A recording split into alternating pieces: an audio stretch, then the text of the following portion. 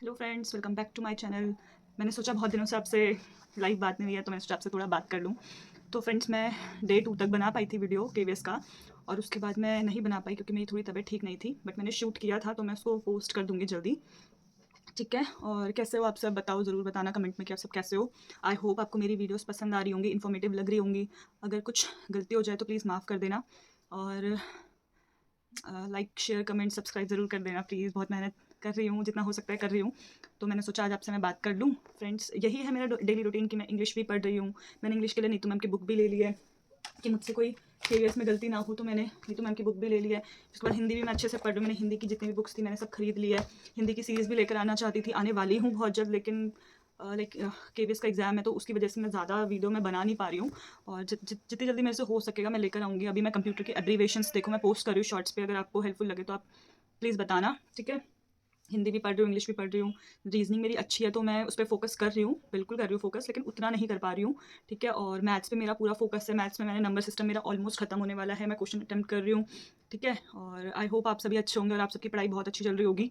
तो मैंने सोचा आज मैं डे 3 पे थोड़ा सा ये अपने आपसे बात करने के बात भी कर लूँ थोड़ा सा, ताकि आपको पता चले, ताकि हमारा इंटरेक्शन हो सके अच्छे से।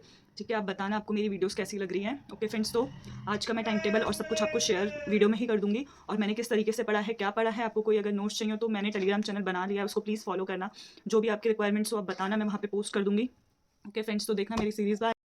सो फ्रेंड्स, ये मेरा आज का टाइम टेबल है और देखो मैंने हर सब्जेक्ट इसमें कवर किया है। आगे मैं आपको बताऊंगी क्या क्या टॉपिक हैं। सो मेरा फर्स्ट स्लॉट स्टार्ट होता है हिंदी से। हिंदी जिसमें मैंने क्या कहते हैं ये बुक यूज़ करी थी, इसमें मैंने आदिकाल और काल विभाजन पढ़ा।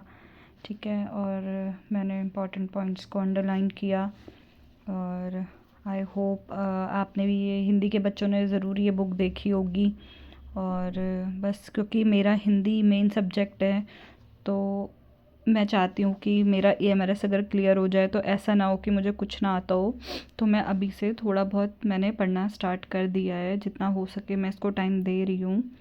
ठीक है फ्रेंड्स, तो ये 3 घंटे का स्लॉट था। उसके बाद मैंने फ्रूट्स खाए, और जो आप पिक्चर में ये येलो कलर का देख रहे हो ये हमारे यहाँ का नमक है। फ्रेंड, मैं उत्तराखंड से हूँ, मैं पहाड़ी हूँ। तो ये जो येलो कलर का हमारे यहाँ पे इसको नमक है, ये पिसा हुआ, इसको लूण बोलते हैं। अगर कोई पहाड़ी हो और वो मेरी वीडियो देखे तो कमेंट में ज़रूर बताना। बस यही खाकर फिर मैं दोबारा अपने पढ़ाई पे स्टार्ट हो चुकी थी, तो मैंने इंग्लिश स्टार्ट करी फ्रेंड्स। और ये मेरा इंग्लिश का आज मैंने वर्ब टॉपिक सेलेक्ट किया था। तो नीतू मैम की ये बुक है, आप सब जानते होंगे, केडी कैंपस। तो फ्रेंड्स, मुझे पढ़ के ना बहुत अलग ही इसमें मुझे पढ़ने को मिला। ठीक है, कि ऑक्सिलरी वर्ब ये बहुत अच्छे से डिफ़ाइन था। और मैंने ना बहुत छोटे छोटे नोट्स भी बनाए। ठीक है, वो मैंने अपने बुक में भी पेस्ट किया था। अभी आपको आगे वीडियो मतलब आपको दिखेगा भी कि मैं उसको उसमें लिख रही हूँ, ताकि मतलब मैं बहुत कुछ इंपॉर्टेंट वर्ड्स ना उसमें लिख लेना चाहती थी, ऐड कर लेना चाहती थी। हाँ, क्योंकि हम जब रिवाइज़ करते हैं ना तो हम सब कुछ नहीं पढ़ पाते हैं, हम पूरी बुक ओपन करके नहीं देखेंगे। तो बस मैंने नीतू मैम की बुक भी ओपन कर रखी थी, उनकी क्लास भी देखी, ताकि एक होता है ना आप ऑडियो विजुअल जो हमारे को सिखाते हैं, तो उससे हमारे दिमाग में ज़्यादा बैठता है। और जब मैम सामने से सिखाए तो अलग ही बात है। बुक भी है और वैसे भी। तो ये देखो मैं नोट्स बना रही थी छोटे छोटे। तो मैं आपके लिए मेहनत कर रही हूँ फ्रेंड्स। मैं इंग्लिश के नोट्स भी इम्पॉर्टेंट, जिस टॉपिक में जो चीज़ इम्पॉर्टेंट है जिसमें से आएगा वो मैं ज़रूर बनाऊँगी। आई होप आपको ये सब पसंद आए, और आप मुझे कमेंट करके बताना कि आपको इंग्लिश के नोट्स चाहिए। उसके बाद मैंने फ्रेंड्स रीजनिंग स्टार्ट करी थी। रीजनिंग का मैंने पज़ल, आज मैंने पज़ल का न्यू टॉपिक मैंने स्टार्ट किया था, जिसको बोलते हैं बोर्ड मास पज़ल। यस, मैंने आज बोर्ड मास पज़ल करा। मैंने उसके कुछ क्वेश्चन भी सॉल्व करे, तो मेरे से अच्छे से हो रहे थे। और बोर्ड मास पज़ल और बिल्डिंग ब्लॉक्स, ठीक है, ये पज़ल मुझे बहुत अच्छे से आता भी है। तो मैं रीजनिंग, ठीक है, मुझे लगता है कि मैं अगर 20 मार्क्स की रीजनिंग है तो जो टॉपिक मेरे क्लियर हैं तो आई नो कि मैं 15 से ऊपर मार्क्स रीजनिंग में स्कोर कर लूँगी। ठीक है। बस फिर मैं यही सॉल्व करी थी रीजनिंग। आप बताना कि आपको रीजनिंग में कौन से टॉपिक में प्रॉब्लम है। ठीक है। और बस यही है, मैं चाह रही थी कि मतलब मैं यही सोचूं कि मैं जितना इससे ज़्यादा से हो सके ना मैं फ्रेंड्स पढूं, क्योंकि एग्ज़ाम पास है। और EMRS का भी अभी रिज़ल्ट आया नहीं है, तो ठीक है, अगर दोनों में सिलेक्शन हो जाए तो बहुत ही ज़्यादा बढ़िया चीज़ है ये तो, है ना। फिर उसके बाद देखो मैं अभी मैथ्स, फ्रेंड्स मैंने न्यू टॉपिक मैथ्स का भी लिया है। तो ये अध्ययन मंत्रा के एक सर हैं, मैं उनसे पढ़ रही थी, इनसे मैंने कोचिंग भी ली हुई है, तो मेरे को इनका पढ़ाया हुआ भी बहुत समझ आता है।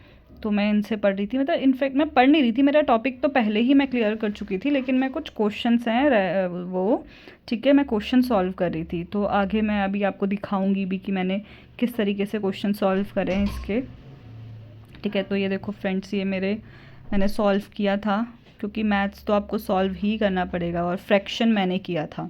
तो मेरे को बहुत अच्छे से फ्रैक्शन जो टॉपिक है वो समझ आ चुका है, क्वेश्चन आएंगे तो मतलब आई कैन डू, ओके।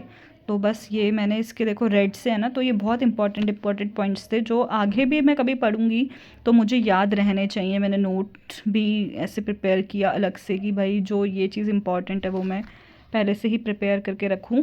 आप बताना आपकी मैथ्स की पढ़ाई प्रैक्टिस कैसी चल रही है। फिर और बस मैं प्रैक्टिस ही कर रही थी जितना हो सके। मैथ्स में तो आपको भी पता है कि प्रैक्टिस ही करना ज़रूरी है ना। तो बस मैं वही कर रही थी, मैथ्स की प्रैक्टिस। और अब मेरे को फ्रैक्शन जो टॉपिक है वो मुझे बहुत अच्छे से आ गया है। इसके बाद फ्रेंड्स मैंने कंप्यूटर स्टार्ट करा था, जिसका मैंने छोटा सा टॉपिक उठाया हार्डवेयर, बट ऐसा नहीं है कि ये छोटा है, इसमें भी कीज़ हैं, फंक्शन कीज़ हैं जो हमें याद करनी है, ठीक है, कौन सी कीज़ से क्या होता है, किसके लिए वो यूज़ करी जाती है, ठीक है। और इनपुट आउटपुट डिवाइस, ये सब आपका हार्डवेयर में आता है। तो कौन से इनपुट डिवाइस है, कौन से आउटपुट डिवाइस है, कौन से दोनों डिवाइस हैं, ठीक है, जो इनपुट आउटपुट दोनों कहलाते हैं, ठीक है। तो फिर मैंने वो पढ़ा, है ना। तो बस यही मैंने कंप्यूटर में पढ़ा था आज। KVS का टाइम टेबल भी मैंने देखा अच्छे से कंप्यूटर का, जो मुझे हार्डवेयर में लगा कि मुझे लिखना चाहिए वो मैंने लिखा।